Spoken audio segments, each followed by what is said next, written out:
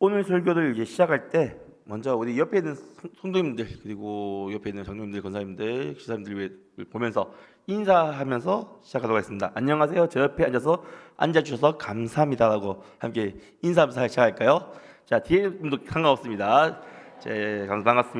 반갑습니다. 네, 이렇게 간단한 인사를 하는 것도 우리가 욱 미소 짓게 만들죠. 네, 인사는 이런 힘이 있습니다. 사실 우리에게 있어서 인사는 모든 관계의 시작이라고 볼 수 있습니다. 사람을 만날 때부터 헤어질 때 꼭 하는 것이 이렇게 인사죠.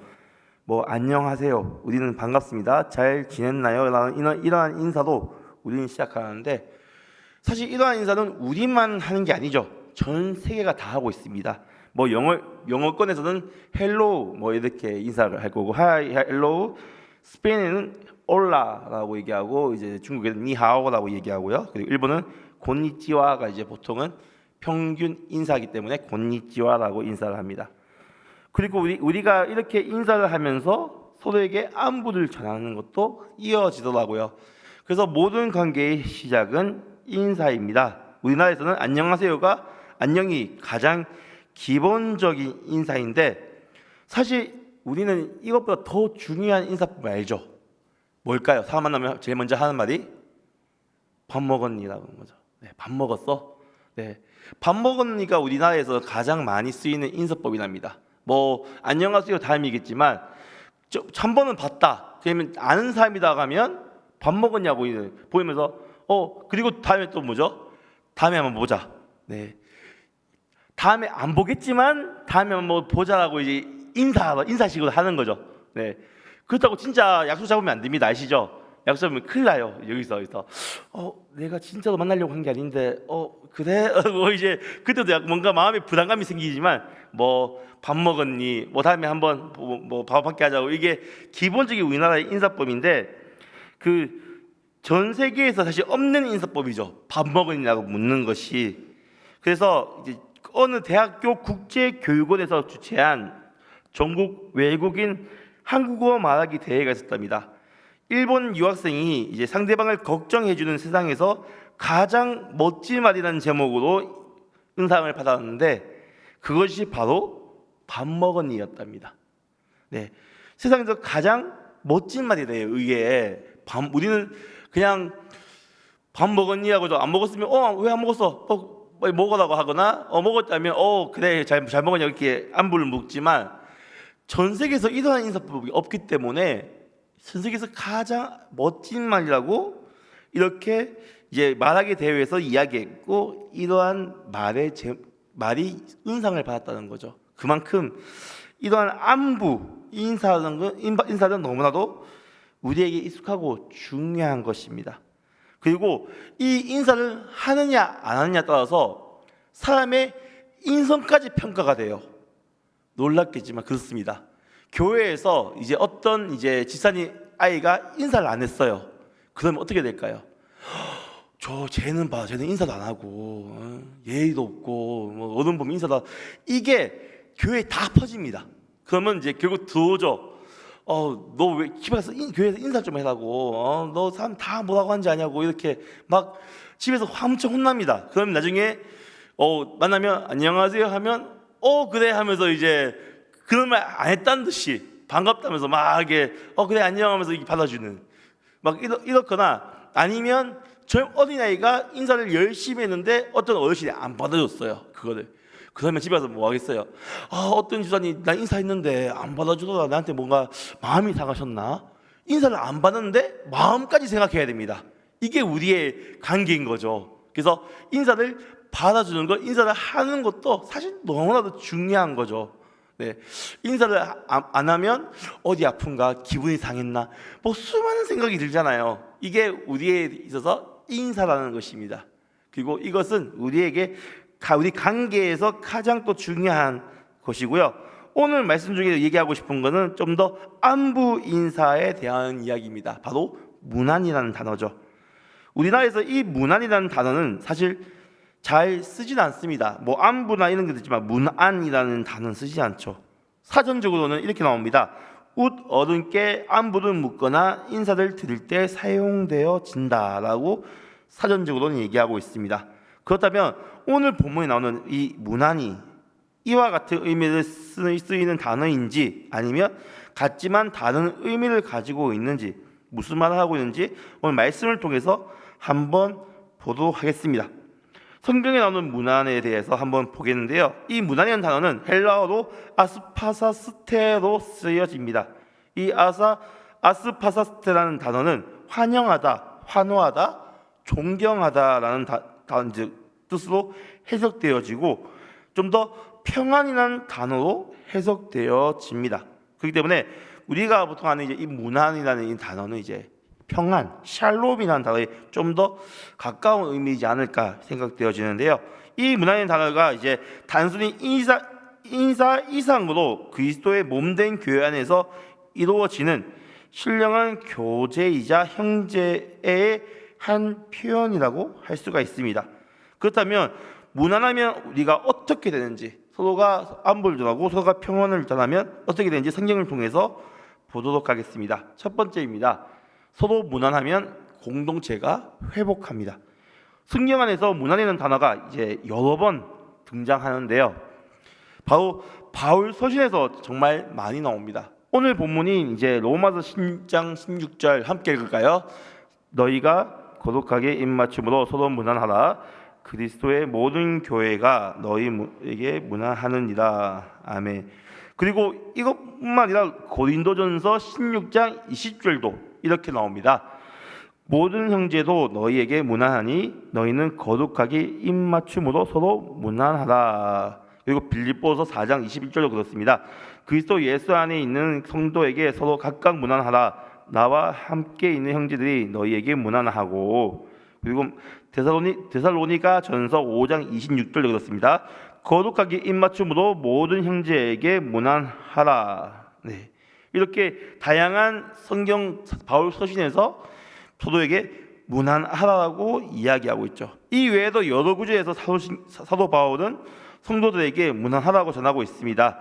이 구절들을 보면요, 문안하라 앞과 같이 문안하라와 같이 오는 것들이 있는데요. 그 바로 로마서에서는 서로 문안하라라고 하고요. 그리고 그리스도의 모든 교회가 다 너희에게 문안하라라고 얘기하고 있죠. 그리고 고린도전서에는 모든 형제도 너희에게 문안하라고 얘기하고 있고, 그리고 서로가 문안하라라고 얘기하고 있습니다. 빌립보서에서는 그리스도 예수 안에 있는 성도들이 문안하라고 이제 성도들 그리고 나와 함께 있는 형제들이 너희에게 문안하라고 얘기하고 있고, 데살로니가 전서는 모든 형제에게 문안하고, 이런 것들이 문안하라라고 함께 쓰여지는 건데, 그 말 즉슨 우리가 서로 문안하라는 것입니다.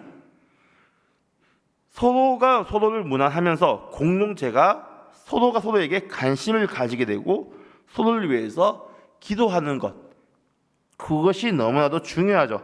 그렇다면 이 시대 가운데, 그렇게 되면 우리 이 시대 가운데 죽어가고 있는, 약해지고 있는 이 공동체성이 다시금 회복되고 사라질 거라고 생각됩니다. 특히 교회 안에서도 많은 공동체성이 무너지고 있긴 합니다. 특히 이제 이렇게 특별하게 반복하는 이유가 코로나 이후로 이러한 공동체가 진짜 많이 무너졌어요. 우리가에게 너무나 편한 게 생겼잖아요. 뭐죠? 유튜브 생중계. 사실 코로나 이전에도 유튜브 생중계는 있었습니다. 큰 교회들은 대부분 유튜브 생중계를 했었고요. 제가 생겼던 교회들도 이미 유튜브 생중계를 하고 있었기 때문에 코로나가 닥쳤을 때 당장 유튜브를 해야 되나, 영상 예배를 해야 되나, 이런 고민을 할 필요는 없었죠. 왜? 원래 있었기 때문이죠. 근데 이것이 생기면서 무엇이 생기냐면 예배는 집에서도 드릴 수 있게 되었다는 이러한 환경에 이제 문제가 생겼을 때 나는 어디서든 예배를 드릴 수 있다라는 것이 생겼습니다. 사실 우리가 다른 지역이 이제 명절 때 다른 지역을 가거나 가정일 때문에 다른 지역을 가면 보통 예배를 어떻게 드리죠? 그 지역에 있는 교회를 가잖아요. 보통은 옛날에 많이 그랬습니다. 저희가 친척집이나 여행을 갔을 때 주일과 겹쳤다 그러면 본교회에게는 양해를 구하고 우리도 그 놀러간 지역이나 타 지역에 있는 교회를 갔었잖아요. 근데 요즘 어떻게 하죠? 자연스럽게 유튜브를 켜서 본교회 영상을 보죠. 생중계로. 아니면 그 시간에 안 들어도 그날 녹화 이미 남아있는 그 예배 영상을 보면서 예배를 드리게 되었습니다. 그 시간 당장 11시 예배 교회를 안 와도 예배를 드릴 수 있게 되었죠.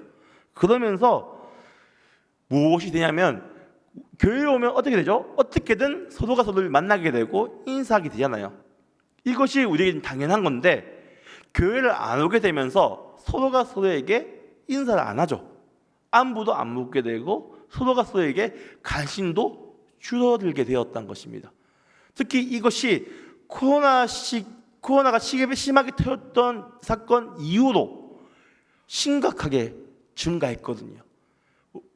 사실 이제 계속해서 교회에서는 총회나 이러한 이제 곳에서는 교회가 얼마나 무너지고 있는지 도표가 나오면, 특히 성도가 줄고 있다는 것에 도표가 나오면서 코로나 이전과 이후에 성도 수가 급격하게 떨어졌다는 것을 우리가 체험하고 데이터로도 우리가 보게 되었습니다.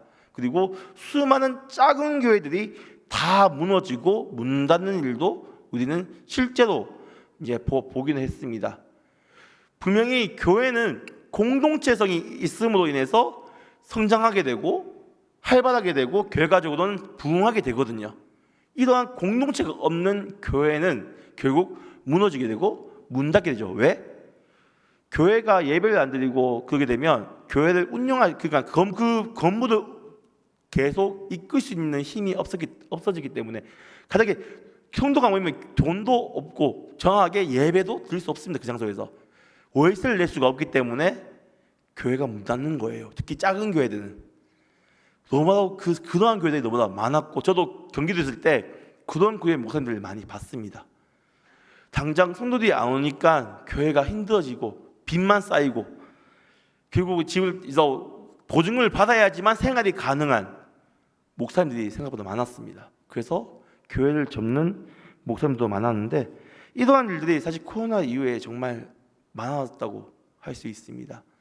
열정을 가지고 나갔지만 공동체성이 이루어지지 않았기 때문에, 그러지 못해서 결과적으로는 무너지는 교회들도 많이 봤습니다. 그렇기 때문에 공동체성이 너무나도 중요합니다. 요즘 시대에 누가 자기 옆집 사람들에 대해서 관심을 가집니까? 사실 여기는 잘 모르겠지만 대구만 가도 옆집에 누가 사는지 전혀 알 수가 없습니다. 특히 갈수록 더 심해지죠. 여기 이제 새로 지은 아파트를 보면 알겠지만 서로 이웃집과의 거의 그게 더욱더 두꺼워지고 관계가 무거워지는 상황입니다. 서로에게 관심 가져주는 것도 싫어지고, 옛날은 그랬죠. 아파트에 이사 오면 뭐 했죠? 떡을 돌렸습니다. 네, 떡을 많이 해서 저도 열심히, 제가 어렸을 때 유치원 때 이제 집에 이사했는데 1층부터 11층까지 막 뛰어다니면서 엘리베이터 타고 막 올라가서 뛰어다니면서 떡을 막 방 집마다 벨 누르고 막 이사 왔어요 하면서 떡 주고 막 그랬던 기억이 있거든요. 근데 지금 이렇게 떡 돌립니까? 안 돌리죠, 잘. 네, 남의 이제 벨 누르는 것도 싫어하고, 또 요즘에는 이제 자식 집에 특히 아이가 있는 집도 그렇겠지만 개가 짖는다고 벨을 못 누르게 하는 집도 많습니다. 네, 개가 우리 집 개가 심하게 짖어요. 네, 벨 누르지 마세요라고 벨 앞에 딱 붙여 있거든요, 종이가.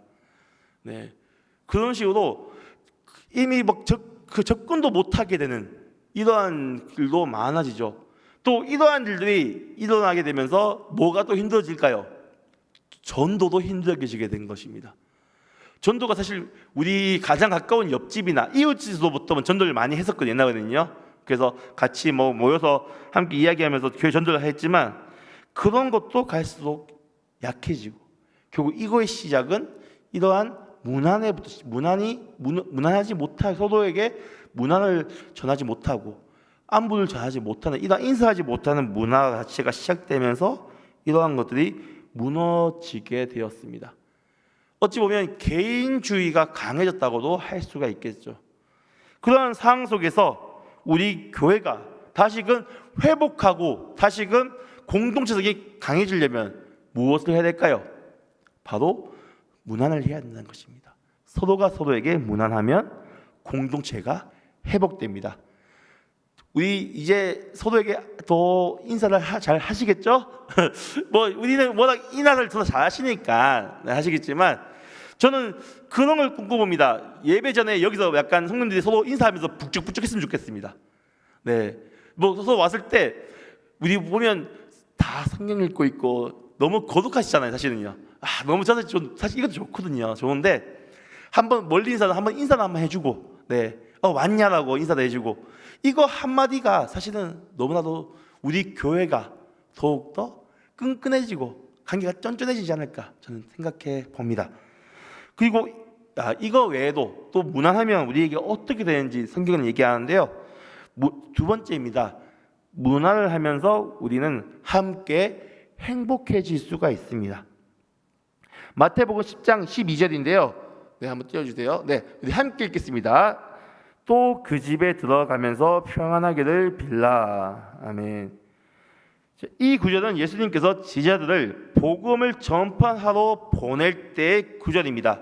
여기서 나오는 평안하기를 빌라는 헬라어로 아스파사스의 아우덴이라는 이제 거기서 번역되어졌고요. 여기서는 아스파사스라는 단어는 이제 그저 믿는 사람들에게만 한정된 것이 아니라 그 평상시 이제 누구에게나 쓰여지는 단어입니다. 결국은 우리가 어디가를 들어갈 때, 어떻게 사람들에게 나갈 때 평안을 구하는 인사도 시작한다는 것이죠. 모든 관계는 이렇게 시작합니다. 예외는 없겠죠. 전도에도 늘 이러한 평안의 인사들 드리는 겁니다. 제가 선교를 할 때 길거리에서 트레킹을 합니다. 트레킹은 뭐냐면 전도지, 이런 전도지를 길거리에서 사람 지나갈 때 하나씩 드리는 겁니다. 복음이 적혀 있는 전도지거든요. 사실 우리도 그렇게 많이 하잖아요. 이제 우리 교회도 그렇게 하고 있고요. 이렇게 전도지를 전하는 것. 영국에서도 저도 그렇게 했습니다. 근데 그렇게 할 때 대체로 이제 뭐라 하냐면 Hello sir 하면 Hello ma'am이라고 이제 보통 이제 나이 많으신 분들 이렇게 얘기하고 이렇게 인사로 시작하거든요. 그래서 웃으면서 인사하면 다가가면 대체로 웃으면서 받아줍니다. 누가 이제 웃으면서 인사를 하는데 막 침 뱉고 욕하겠습니까? 네, 외국도 똑같이 웃으면서 다가가면 웃으면서 다가와 줍니다. 네, 그래서 이렇게 하고 여기서 이제 이거 뭐냐고 관심을 가져주는 분이 있으면 길거리에서 약간 가쪽으로 들어가서 이제 이 전도지가 무엇인지 설명해주고 복음을 전하거든요. 네, 그렇게 이제 시작을 하는데 우리 사실 한국에서도 당연히 할 수 있는 이러한 부분이잖아요. 이런 평안을 구하는 인사를 우리가 하게 되면서 이러한 이제 관계가 시작되고 전도를 하게 되는데 이제 어떤 교회의 이야기를 한번 전하도록 하겠습니다. 어느 날 이제 한 목사님이 교회 청년에게 신방 전화를 했습니다. 그리고 딱 한마디를 했는데 그 청년이 대답하지 않고 갑자기 울어버리는 거예요. 이 한마디는 이제 한마디만 했을 뿐인데 이 목사님은 사실 당황스러웠지만 그래서 그 울고 있는 그 청년의 울음소리를 들으면서 뭔가 이해되는 말이 이해가 되었다는 것입니다. 그 한마디는 바로 잘 지내니였습니다. 그 청년에게는 어찌 보면 잘 지내냐는 말은 우리나라 모두에게 할 수 있습니다. 누구나 할 수 있고요. 그리고 우리가 편하게 할 수 있죠. 하지만 그 청년에게 있어서 잘 지내니라는 단어는 너무나도 자신 삶의 모든 것을 흔드는 말이었습니다.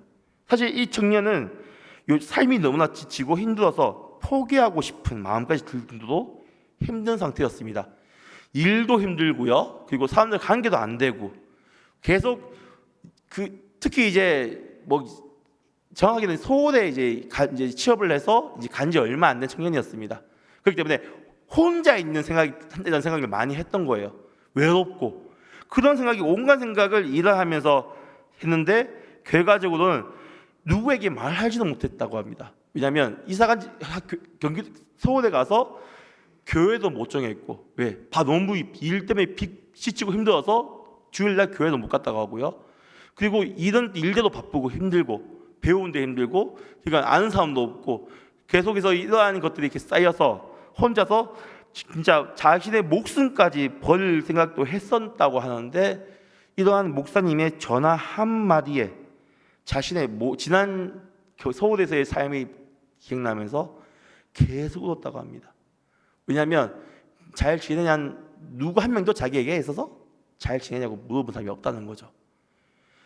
이러한 청년들의 스트레스가 우리 근처에도 있을 수가 있습니다. 서로에게 그냥 문화하는 것, 어찌 보면 쉬울 수 있습니다. 인사하는 것은. 근데 이 인사 한마디로 누군가를 살릴 수도 있다는 것입니다. 제가 이제 서울에서 이제 그냥 한번 경기도에 있을 때 서울에서 그냥 그 한강 다리를 걷고 싶더라고요. 왜냐하면 저도 지방 사람이고 한강이 진짜 이쁘거든요. 정말 넓고 다리도 엄청 길고 괜찮아요, 걷기도. 그래서 한번 걸어봤습니다. 걷는데 그 다리 이제 난간 있잖아요. 난간마다 글자가 적혀 있습니다. 혹시 아십니까? 글자가 적혀 있어요. 넌 살 수 있어. 넌 괜찮아. 넌 나는 괜찮은 사람이야. 이러한 문구가 계속해서 지나갈 때마다 보입니다. 왜 그렇게 할까요? 왜냐하면 한강 다리에서 자살한 사람이 엄청 많기 때문입니다. 자살하려고 해도 이 문구를 보고 마음을 바꾸는 사람이 있기 때문에, 그리고 그런 사람이 생기길 바라기 때문에 그러한 문구를 다리에 밟으면 쭉 적어놨습니다. 지금도 이 순간에도 이 한강 다리에서 자신의 목숨을 끊으려고 하는 사람이 있을 수도 있습니다. 이러한 여기도 사실 어디에든 있을지 모릅니다. 사실은. 그러한 상황 속에서 우리가 할 수 있는 건요, 그 사람의 목숨 살리는 것은 쉽지 않습니다. 그 사람의 상황을 아는 것도 아니고요, 우리가 서로에 대해서 잘 아는 것도 아니기 때문이죠. 하지만 할 수 있는 건 딱 한 가지입니다. 안부를 전하는 것.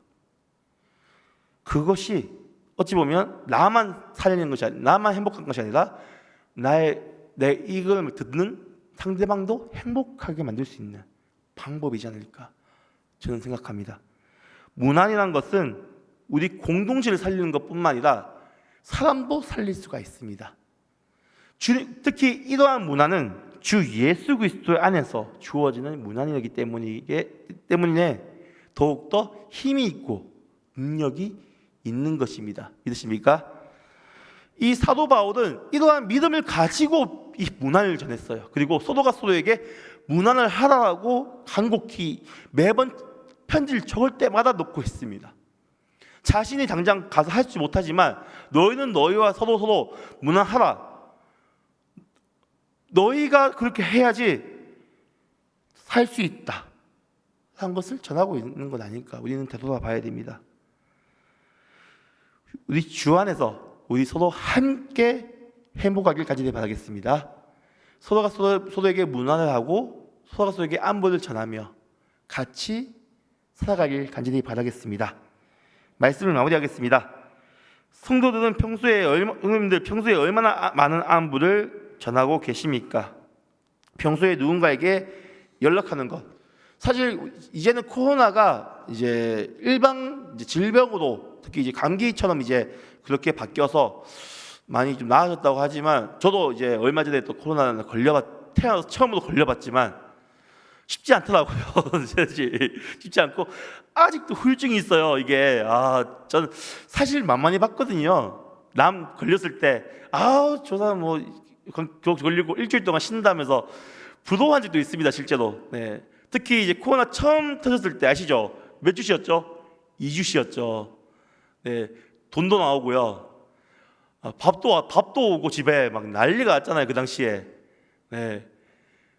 그때 저 얼마나 부러웠는지 모릅니다. 왜? 그분이 쉴 때 그 일을 제가 다 했거든요. 다 그 사역을 제가 다 하고 막 2주 쉬었잖아요. 2주. 그러니까 14일을 쉬었다는 거잖아요. 그러니까 14일 동안 그 새벽기도 대타를 다 쓰고 제가 열심히 했었거든요. 그때도. 그때는 다행히도 여러 교육자가 있었기 때문에 같이 나눠서 했지만, 딴 교육자 다 걸리지 저만 안 걸렸거든요. 열심히 했지만 마지막에 이렇게 딱 걸리면서 얼마나 죄송하든지 얼마나, 특히 목사님 마지막 휴가 때라서 더 미안한 마음이 컸고요. 겨우겨우 아니겠지라고 생각하기 열심히 했는데 딱 걸려가지고 좀 그런 마음도 있었지만, 이걸 걸려보니까 알겠더라고요. 그리고 그때 이제 연락오는 이제 안부를 전해주시는 분도 있었고 그래서 너무 감사하다는 느낌이 많이 들었습니다. 왜냐하면 저는 뭐 어차피 혼자 지내고 있지만 더욱더 5일 동안 나가지도 못하고 혼자서 집에서만 있었잖아요. 네, 그러다 보니까 사람도 못 만나고 그런 거에 있어서 2주 동안 이렇게 했으면 진짜 더 힘들었겠다는 생각이 들기도 하고 지금은. 네, 하지만 이런 안부 전화를 들으면서 또 이제 안부 괜찮냐는 연락을 받으면서 이제 좀 위로받고 이랬던 것 같습니다. 그것처럼 우리가 서로에게 안부를 전하는 것은 그냥 이제 어찌 보면 교육자가 이제 성도님들한테 안부를 전하는 것보다 우리가 서로가 서로에게 안부 주는 게 더 사실 중요하다고 생각합니다. 왜냐하면 당연히 저희도 사실 안부를 전하겠죠. 성도님들 전화해서 안부를 전하고 그럴 수 있지만 받는 성도님들은 편하게 받지는 못하시잖아요. 목사님한테 왜 전화했지? 막 이런 생각이 들 수 있잖아요. 근데 우리가 서로가 안부를 전하면 성도님끼리 사이에서 사실은 이것은 당장에 이러한 관계가 회복되는 것이 아니라 교회 전반적으로 회복되는 효과까지 이룰 수 있다고 저는 믿습니다. 주의 안에 진영 안에서 서로 안부를 전하시고 서로 무난하시길 간절히 바라겠습니다. 당장 예배를 마치고 집에 가는 길에도 혹시 지금 생각하시는 분이 있다면 한번 전화 한번 해보십시오. 잘 지내냐고, 아니면 뭐 하냐고, 밥 먹었냐고, 뭐 이렇게 안부를 전하는 것. 거기서부터 당연히 아시겠지만 관계가 시작됩니다. 그리고 이 관계에서 믿지 않는 사람이라면 이제 주님의 복음을 전할 수 있는 그런 관계까지 갈 수 있게 되고, 가족이라면 더 그렇겠죠. 네, 오늘 한번 함께하지 못하는 자녀들에게 한번 안부 연락 한번 해보시지 않겠습니까? 지금 우리 함께하지 못하는 가족들 중에 힘들어하고 있는 가족들이 있을 수도 있습니다. 우리가 모르는 그러한 상황이 있을 수도 있다는 거죠. 그렇기 때문에 한번 연락을 해보시고 또 관계를 서로가 서로를 하면서 어찌 보면 이것이 교회를 살리는, 그리고 나를 살리는 길임을 기억하시면서 나아가시는 성도 되시길 간절히 바라겠습니다. 함께 찬양하겠습니다. 찬송가 214장입니다.